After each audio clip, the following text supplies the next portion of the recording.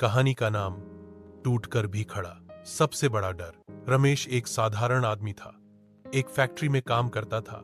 घर में पत्नी, 2 बच्चे और बूढ़ी माँ। हर रोज की तरह सुबह उठना, बस पकड़ना, मशीनों के शोर में दिन बिताना और शाम को थका हारा घर लौटना, यही उसकी जिंदगी थी। उसका सबसे बड़ा डर था, क्या होगा अगर एक दिन मैं सब खो दूं? और वही हुआ। एक रात फैक्ट्री में आग लग गई। फैक्ट्री बंद हो गई। रमेश की नौकरी चली गई। उधार बढ़ता गया। पड़ोसी तक हंसने लगे। पत्नी ने कहा, अब क्या होगा?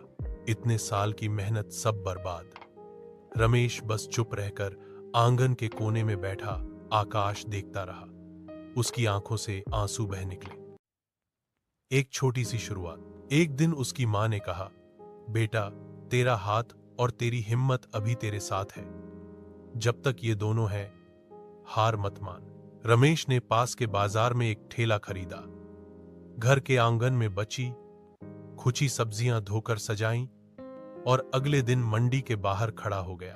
लोग उसे देखकर कहते, अरे, फैक्ट्री वाला अब ठेला चला रहा है। रमेश मुस्कुरा देता। पहले दिन मुश्किल से 150 रुपए कमाए, लेकिन मन में कहा, 150 का मतलब है शुरुआत, और शुरुआत ही जीत की पहली सीढ़ी होती है। टूटकर भी खड़ा। हफ्ते, महीने बीतते गए। रमेश हर सुबह सबसे पहले मंडी पहुंचता, सबसे ताजी सब्जी लाता और ईमानदारी से बेचता। लोगों को उसकी बातें और मुस्कुराहट भा गई।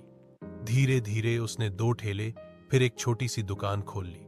आज वही रमेश पूरे बाजार में जाना जाता था। जिसने कहा था, सब खत्म हो गया, वो अब कहते थे, इस आदमी से सीखो कैसे टूटकर भी खड़ा हुआ। रमेश अब हर रोज अपने ठेले के कोने में एक पर्ची लगाता था, जब तक सांस है तब तक आस है।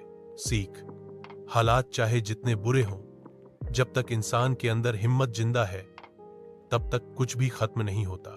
इंसान हारता नहीं अगर वो खुद से हार ना माने।